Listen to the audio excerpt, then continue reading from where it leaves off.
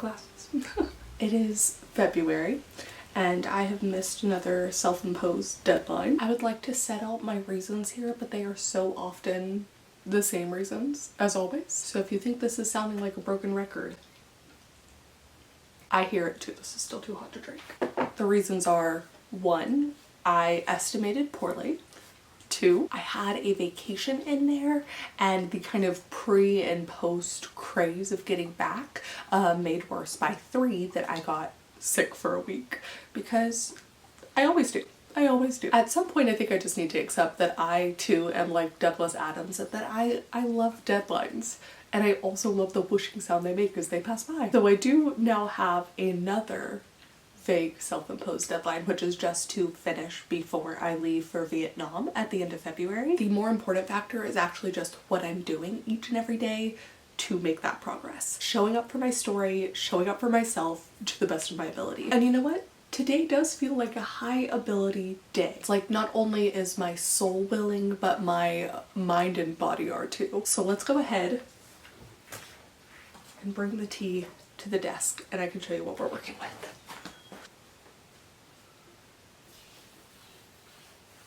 So this is the scene that I was working on yesterday. It is 2,700 words, and with the exception of this little part right here, I have solved for all of the highlight. That is the goal. That is what I'm trying to do here. That's what I'm trying to do in each and every scene. So you can see, look at how beautiful these scenes are. There's no highlight anywhere. Ooh, ah. Versus, let's say, whoa, look at all the highlight on this. That's in chapter 8 and it's the new chapter that I added this draft. So, okay. Point being, let's get back to this one. Some of the highlights are more intense than others. Like the orange one right here is because I need to draw a map of the manor and just make sure that everything that I'm describing makes sense according to the map. The red one is a potential like few sentences that I need to add because of a new scene that I added later. So I would call these more intense highlight versus, say, if I get down here, we'll go back. Some of it is just naming. Some of the yellow right here is just a blank.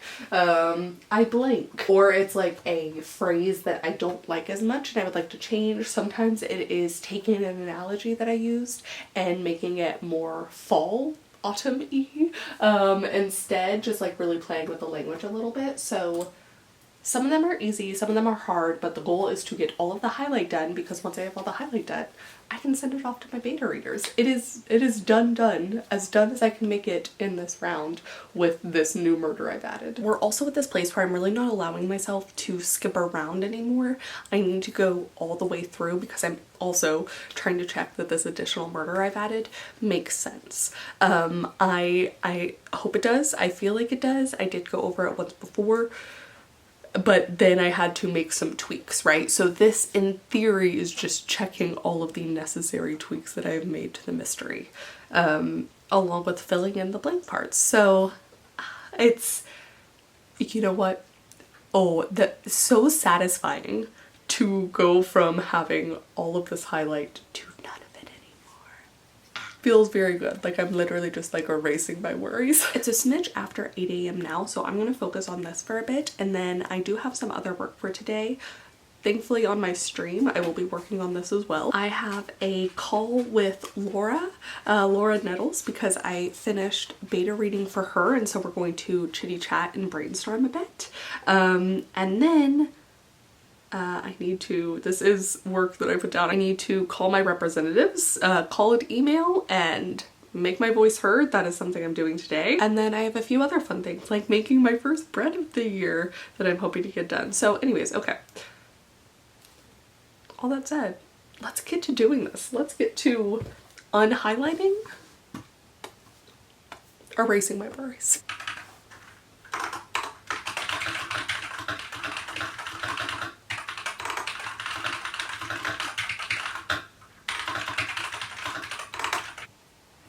Ooh. And now, ta-da! Move on to the next one. Not too many, actually.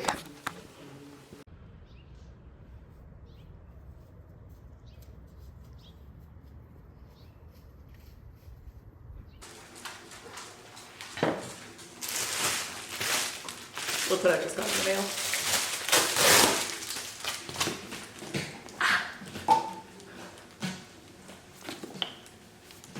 Oh my gosh. Author, it's your book. I'm so excited. I didn't even have time to go to my room. Okay, let's chat. This is so exciting. I chatted with Auburn. I got to interview Auburn years ago at this point for one season of the podcast I did called Making Money, Making Art. And Auburn was talking a little bit about how this book had come to be, and now it is out. And it is just, it's so exciting to try, but also look at the detail on this cover. You can see the freckles, like that. It's just so pretty. Also I was flipping through and look what's in the back. A playlist. Okay. I always have to give like such a special shout out because Auburn, when we were chatting, what they told me during the interview has like revolutionized the way I write. I will never be able to give enough thanks to Auburn for this. And it was just the idea of choosing a title first, making a log line, making a synopsis, like doing all of this stuff first before you jump into the writing. As someone who always loved zero drafts and jumping in, the discovering of the story is still so fun to me, but it made it so difficult to go back and condense down what I wanted the story to be, and actually having the synopsis and now these outlines and everything as a guidepost, having the working titles for things picked out already, like there's something in it that just serves as a guide throughout the entire story where it anchors me and I know what I'm trying to write in a way that my old process just didn't do. So anyways, yes, the way that Auburn explained it to me, it's like it finally clicked in my head and I loved it. I tried it and it has been how I have made so many stories for the past couple years, really. So it's so nice. And I can't wait to read the trial period. Can opposites attract? It will take 30 days to find out. 30 days, one chance to fall in love. The trial. Okay, so I'm glad I have this now. Okay. It's just about time to get back to the writing. Let's do this.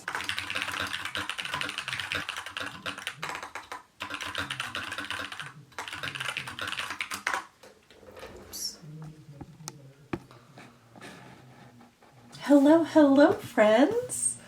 Sorry for the delayed start. I was literally just sitting here and got swept up in the writing and the revising.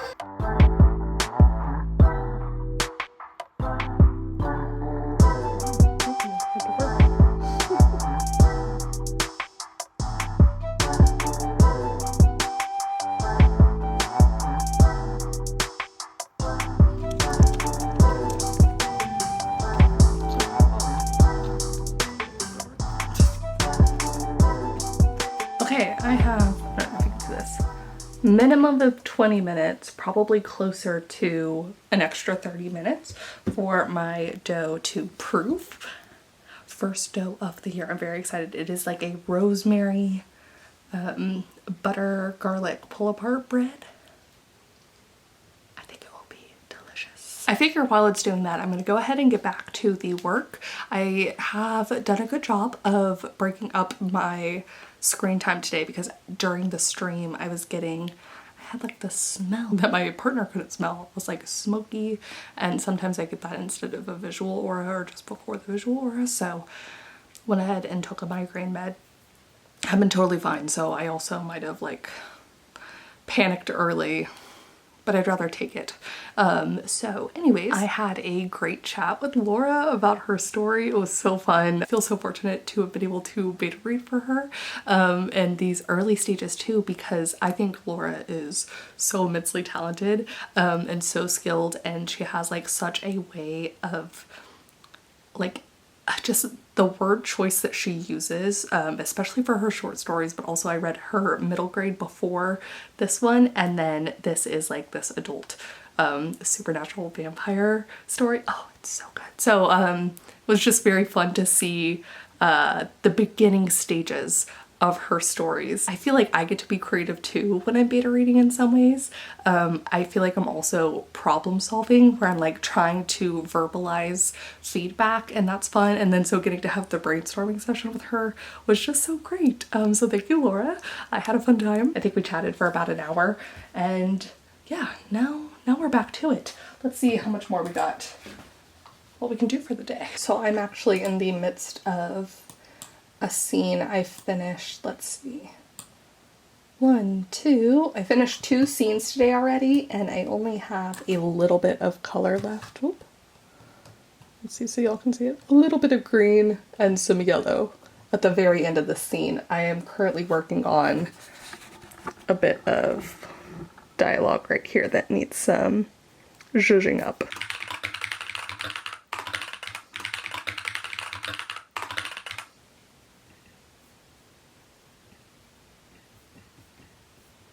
Yay, that's another scene done.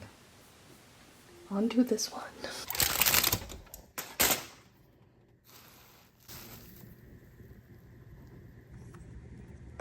Vin has taken over my spot. My working spot. She's so good. I'm at this really satisfying part. I find drafting is very satisfying because you can visually see the page increasing in word count. You're conquering the blank page, which is really fun. I think in the same way rewriting, when I do it, is an entirely new document. I'm filling the page up again. It's when we're getting into all of this revising that feels harder in some ways with each little thing that you're revising. But I do think that the way I did the highlight system this time, ma'am? See, she's contributing. Also feels quite rewarding. That is a lot of extra enters you've done. There we go. Getting to see the document go from a bit of a highlighted mess, there's a system to the madness, but a bit of a highlighted mess to completely clear, the chapter is ready to go, it is so good. I don't think I've done it to this level before, but I'm really enjoying it. So I think I'm going to utilize the highlight feature more just for this kind of stuff. Yay! I set another 30-minute timer. There's 21 minutes now for the proofing. Oh, it did! Oh, I'm so hopeful. Okay.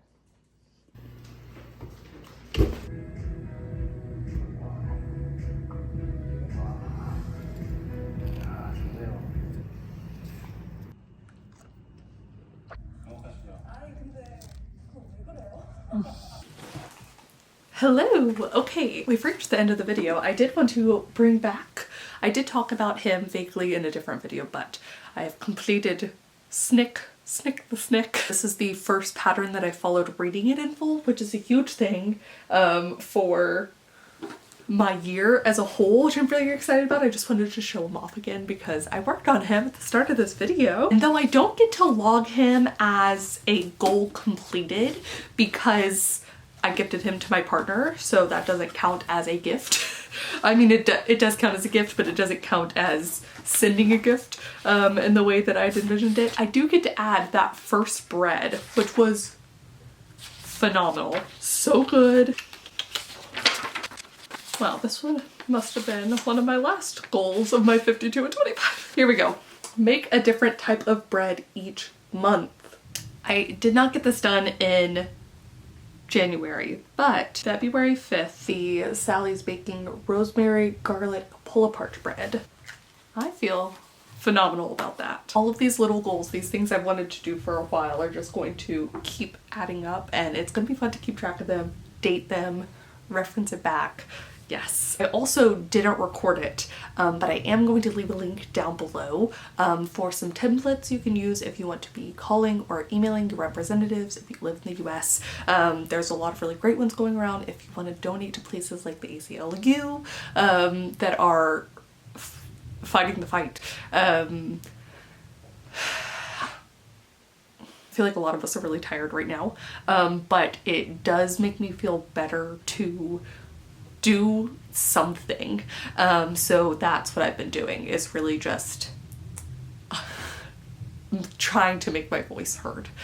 Yeah, so links down below. And then finally, I did want to circle back around to this idea about deadlines, because I do love goals. I do love deadlines, especially as they pass me by. I think part of it is I don't take them too seriously, but the bigger part of that is I can't take them too seriously anymore, because I am still incapable of working with myself to determine an appropriate length of time for a project. I think there's something about when I worked a corporate job, working with other people, that really helps frame things for myself, but for some reason I just continue to not nail the like creative with the business side in this sense in particular. Something in that I'm just not able to estimate correctly. It is really funny. I've been watching a lot more crochet YouTubers as I've been crocheting, and I for some reason, because you're in your own head a lot, I know this is a problem I struggle with. I've also documented it, so I really know it's a problem I struggle with. But I also have a lot of you guys commenting and saying that you have this kind of problem too. So then I'm like, oh, it's not just me. Maybe it's just like there's a subset of writers as a whole, subset of creatives as a whole, and then to watch these crochet YouTubers be like, I crocheted the entire body of this sweater, but for some reason deluded myself into thinking that the sleeves wouldn't take that long, even though I knew how long it was going to take based off of the body and all the other times I've crocheted sweaters. But for some reason, we just like, we look at it and we think it won't take as long as it will. So in some ways, it's actually really validating to see someone do it in a completely different art or creative form. I've heard from friends that took Sarah Cannon's class, or I don't know exactly what it's called, but she has a course, that's what I was going for. She has a course that they really swear by, that has helped them figure out how to properly account for things and to set goals based off of actual how much time it will take for real. So let me know if you've taken her course, or let me know what you guys do. Do you find that you are good at setting goals and deadlines and timelines for things? Or do you find that that's still something you struggle with? Also, if you're someone who creates in multiple mediums, do you find that you're better at figuring out in one versus the other? Yeah, I would be very curious. I would love to know. Perhaps most importantly though, I ultimately just love creating and doing this, the writing and everything else, day in and day out. That was kind of what the focus of this vlog was more on, was the day in and the day out, a whole one day of things. But just getting to work and doing the work, and that's what I really love. So despite not being great at estimating how long a specific thing might take, I love the work that I'm doing each day, and as long as I can feel good about that at the end of the day, then I don't stress about it too much anymore. I'd still love to get better about it, but I really just can't stress about it anymore. There's so much going on. That's truly the least of the worries. But that's gonna be it for me. Thank you guys so much for watching this video, and I will see you all very soon with a new one. Bye, friends.